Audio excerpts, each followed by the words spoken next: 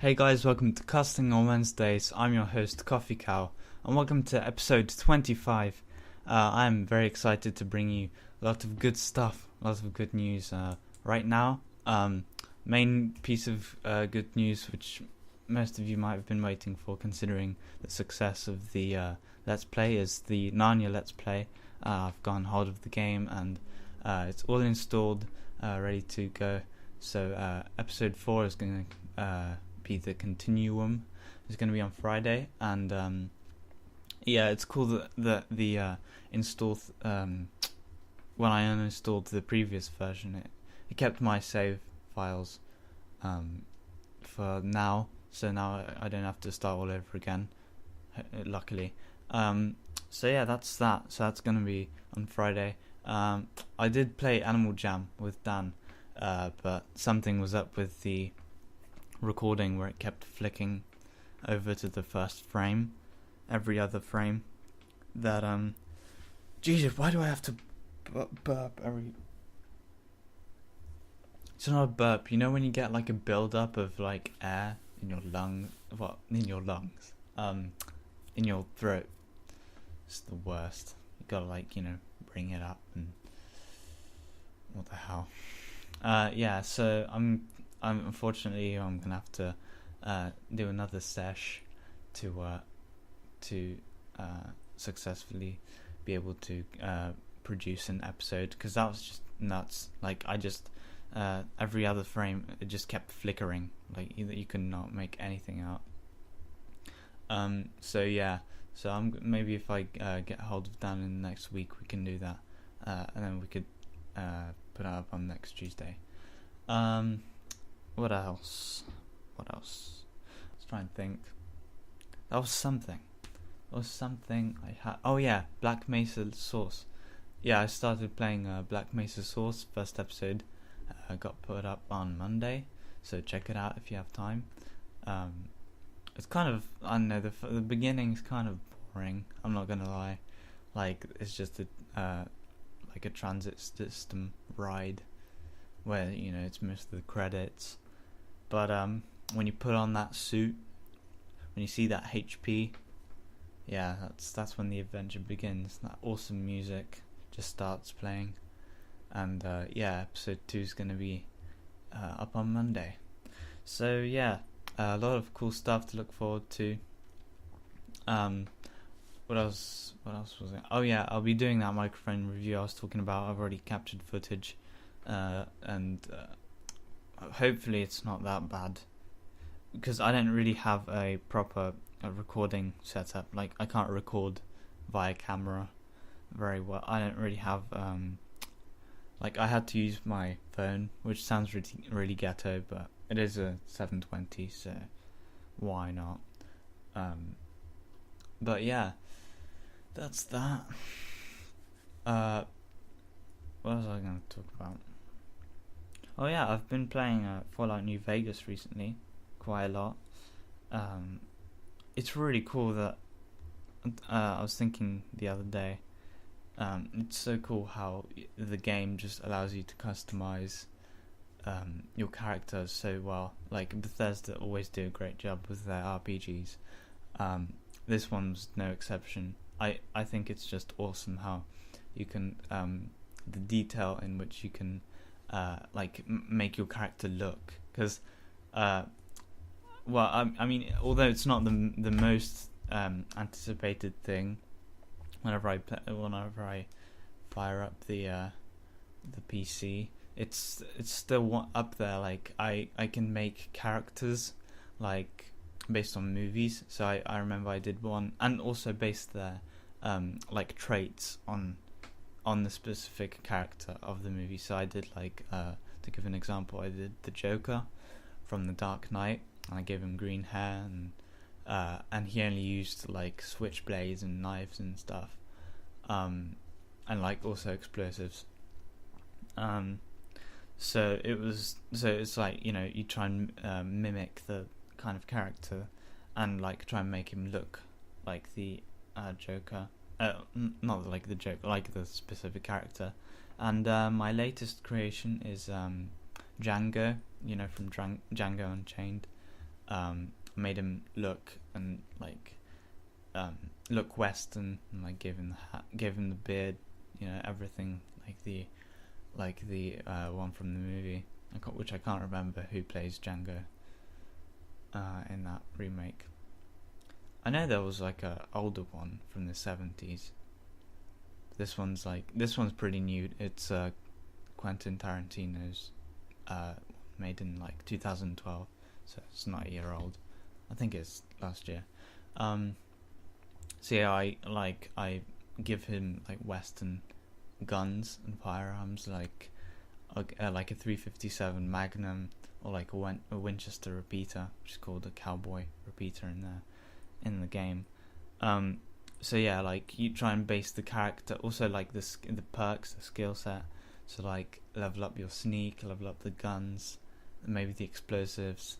Make it like try and fit the character. It's really fun to do that, and like do the decision making based on it. So like bounty hunter style, you go make it strategic whenever you confront someone or something in the game. This sounds like it's taking a ton of time, and it's super like I'm super obsessive over trying to get the exact same character. It's much more fun than it sounds. It's really cool to try and like mimic a character, but you still have the fun of the game. And actually, it's kind of a fresher experience because you use certain weapons you might not have used in combat. Like the Joker one I did, I never really used a switchblade or what are those hatchets called in the game? It's called like a chopper or something. But yeah, so that's like whenever I have time, I'm just on New Vegas, making another character. But I'm gonna stick with Django so far. I'm really liking that. So yeah, that's that. Let's read some articles. What's interesting recently? So here's one's pretty. I don't know. Is it too far fetched or? Oh shit! Season 5 teaser trailer. I've got to watch that one. Side. It's Breaking Bad season 5 teaser. I can't wait. It's gonna be awesome. Anyways, back to the point. Woolly mammoth DNA may lead to a resurrection of the ancient beast. So, technical and ethical challenges abound after the first hurdle, taking cells from millennia-old bodies, is cleared. Oops, sorry, hit my chair there. I'm gonna be honest. Like just reading this for like the title. Actually, let's just read on, and I'll tell you my first thought. Pioneering scientist who created Dolly the sheep. Dolly the sheep. For those of you who don't know, there was a sheep that was cloned in '97, I think it was. After many attempts, they managed to clone a sheep, whose internal organs, like they had like half the lifespan. Sheep died of like a really I'm not sure if this is true, but I think it died of like a common disease or something it can defend itself against. Like cloning's it's gonna take a lot of trial and error. That's why I find this woolly mammoth tried to resurrect this kind of far-fetched. Far-fetched, is that what you would say?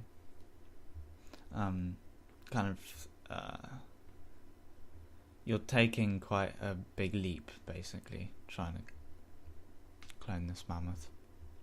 The pioneering scientist who created Dolly the sheep has outlined how cells plucked from frozen woolly mammoth carcasses might one day help resurrect the ancient beast. So one day, okay. The notional procedure, bringing with it the echoes of Jurassic Park films, was spelled out by Sir Ian Wilmot, the Edinburgh-based stem cell scientist whose team unveiled Dolly as the world's... Okay, so that was in '96 that Dolly was made. My bad. I've always though it's unlikely that a mammoth could be cloned in the same way as Dolly. Jesus, stop burping. Though it is unlikely that a mammoth could be cloned in the same way as Dolly, more modern techniques that convert tissue cell into stem cells could potentially achieve the feat. Wilmot says that an article today for the academic journalism website Conversation. I'm not going to read to you the whole conversation. I will post this link and you could check this out for yourself. But the first sentence this guy says is, I've always been very skeptical about the whole idea, but it dawned on me that if you could clear the first hurdle of getting viable cells from mammoths, you might be able to do something useful and interesting. So, I don't know, because from what I've heard, it took many attempts to clone Dolly, who, like, you know, is the conventional sheep, like the Dolly's clone.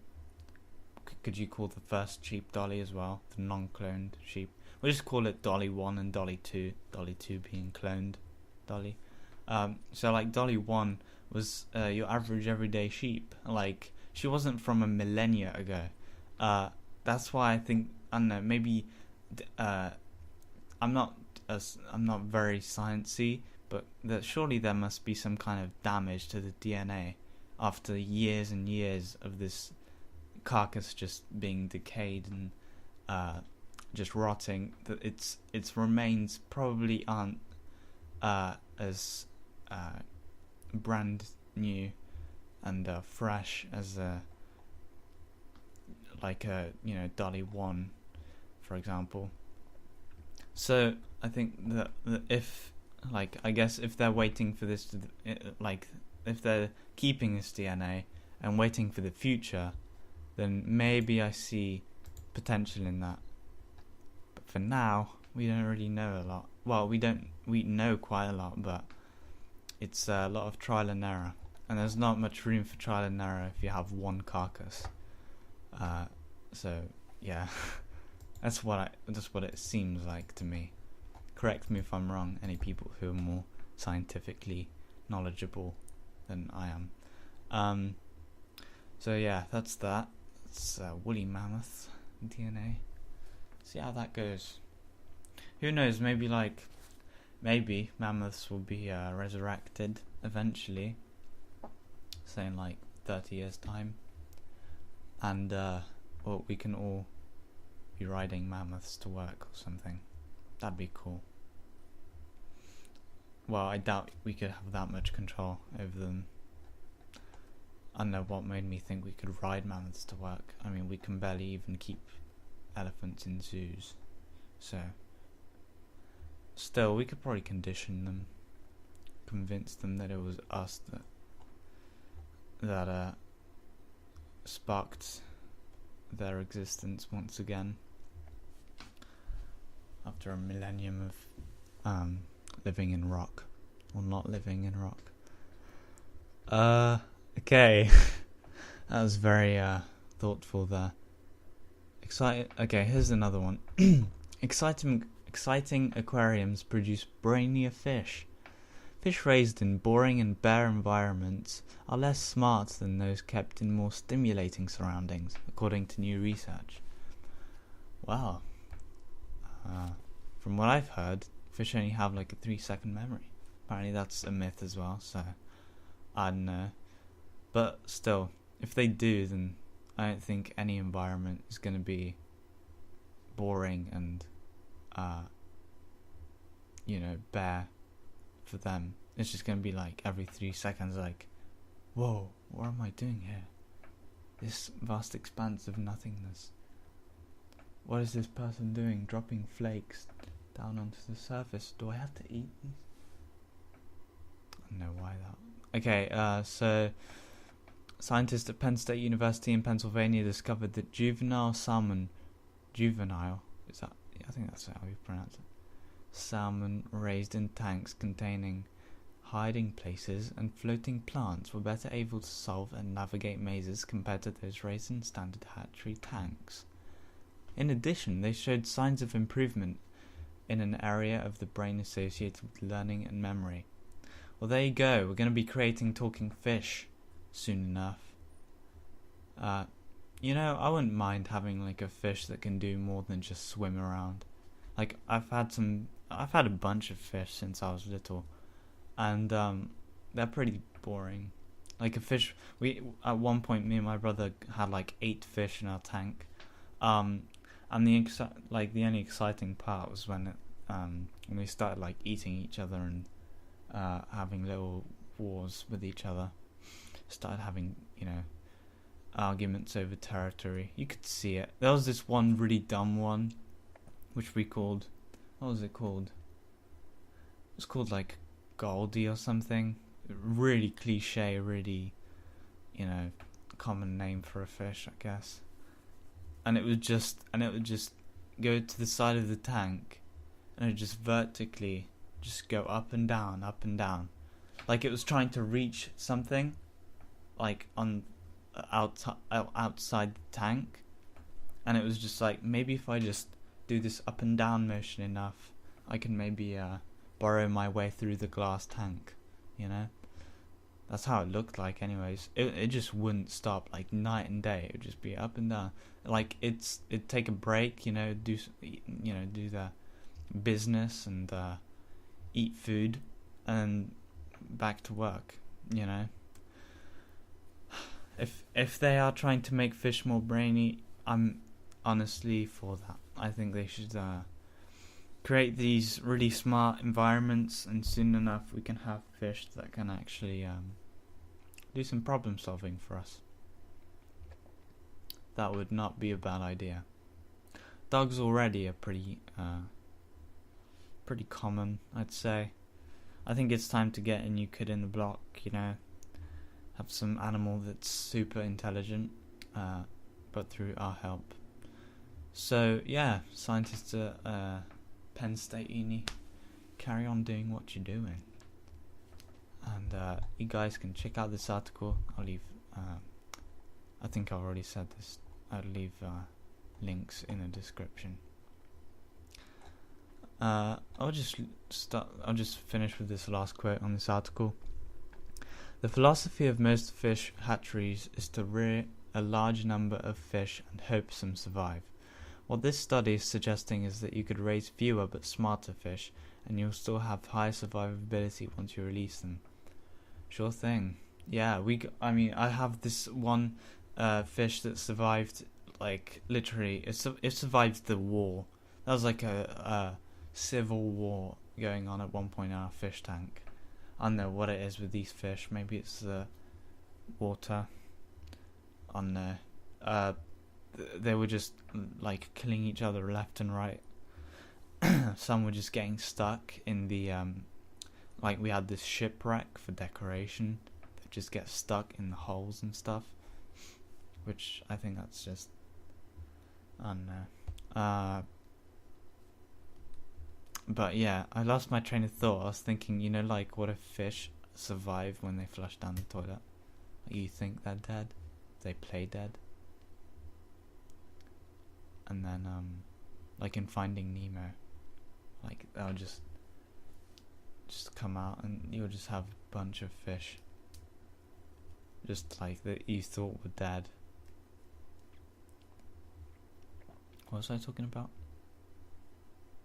Yeah, like this one fish, it has like not cuts, but like these kind of, they look like calluses from wartime. It's crazy. This fish survived winters because it's just out in the garden, in this tank, and it's been like the surface of the water would get icy overnight, still survives. It's like Chuck Norris fish. And yeah, so I guess this one has a higher survivability rate because there's only a few fish just around trying to make it stay harder. I know to which point it's got where I start talking about fish, and but this article is interesting, honestly.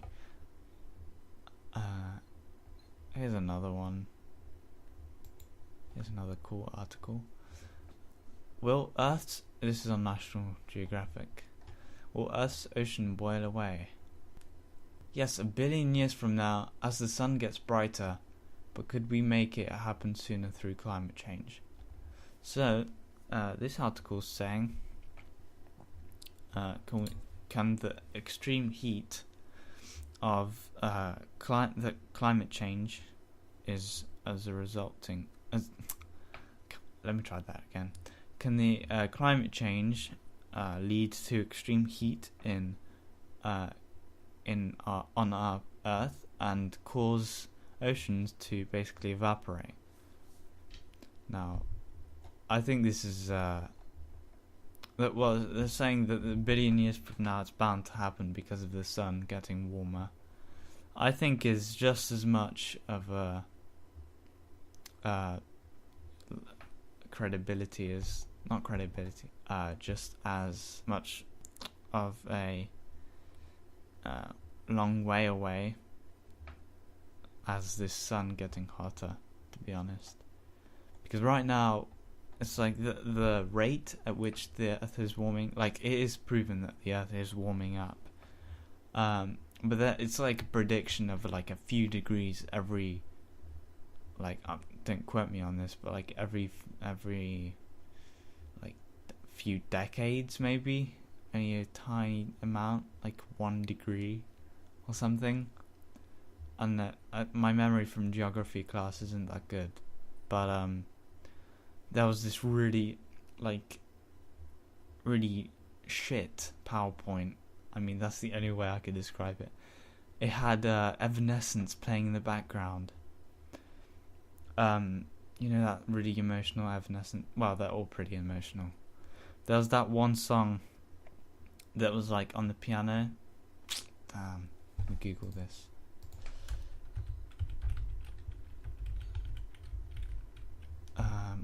Was it My Immortal?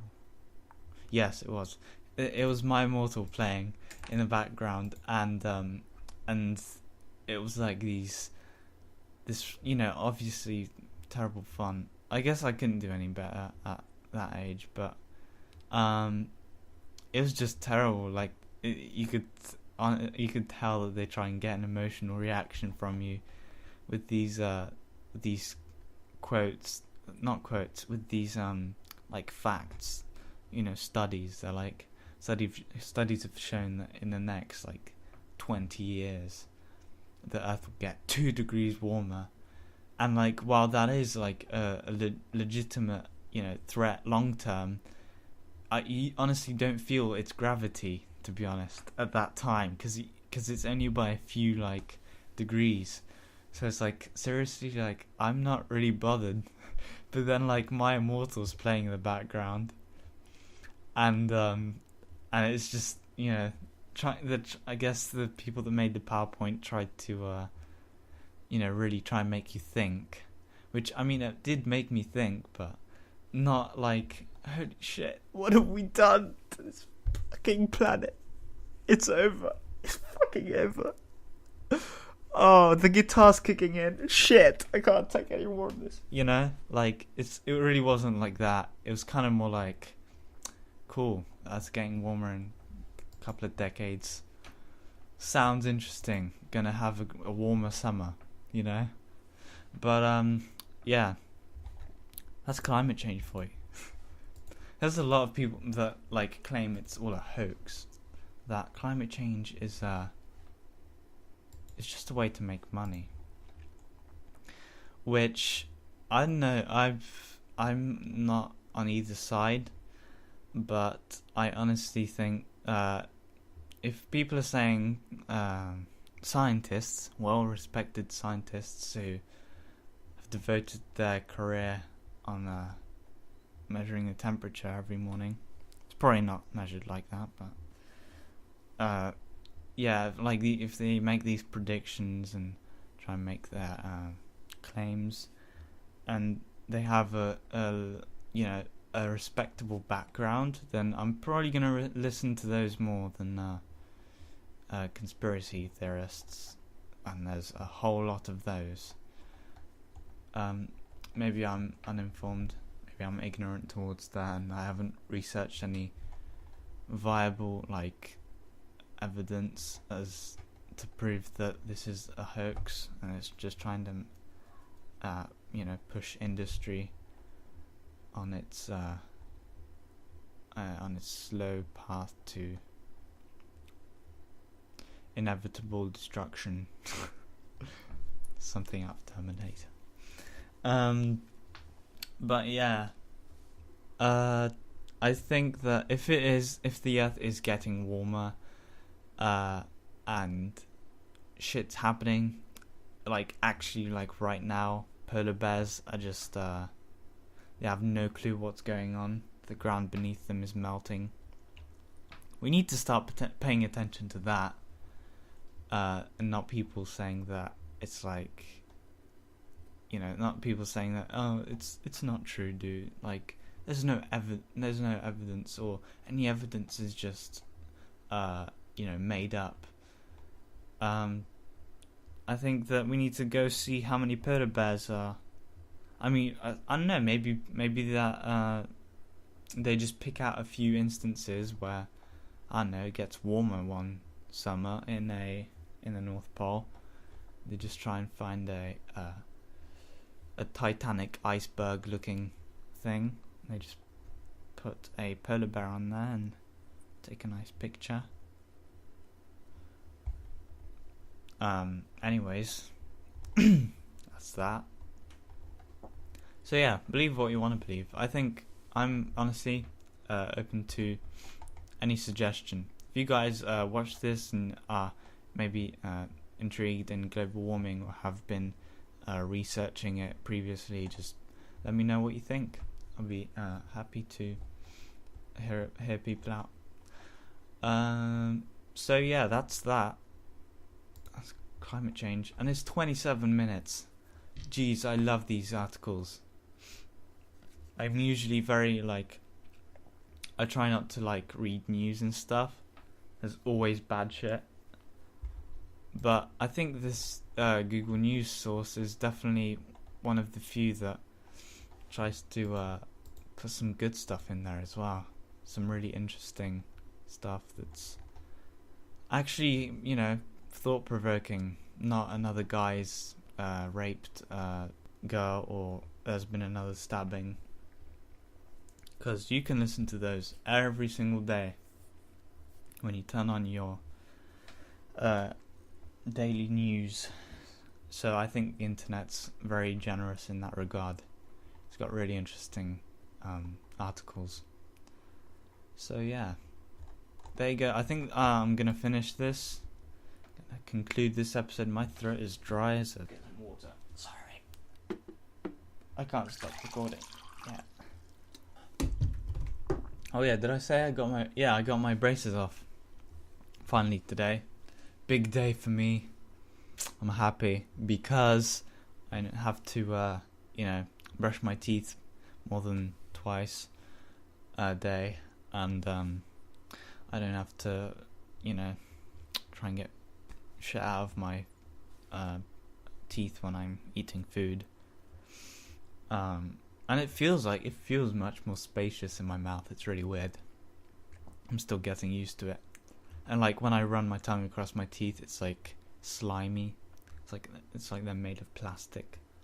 I'm sure any of you who have had braces before might have that feeling when they're taken off.